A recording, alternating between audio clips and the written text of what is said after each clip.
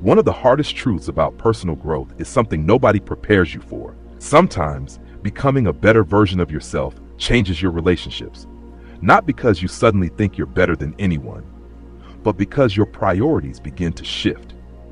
The conversations that once filled your days start feeling different. The things that once entertained you no longer hold the same pull. And slowly, without any dramatic conflict, the distance begins to grow. At first, it feels uncomfortable. You question yourself. You wonder if you're abandoning people or becoming too serious. But growth has a strange way of revealing what used to stay hidden.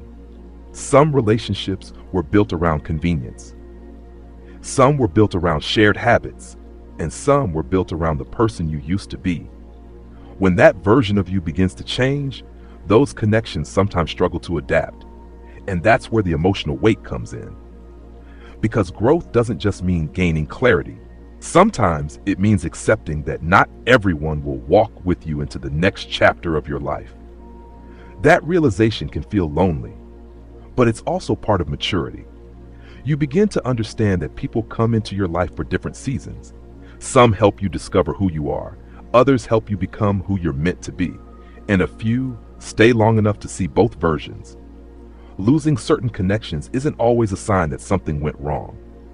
Sometimes it's simply the natural result of two people growing in different directions.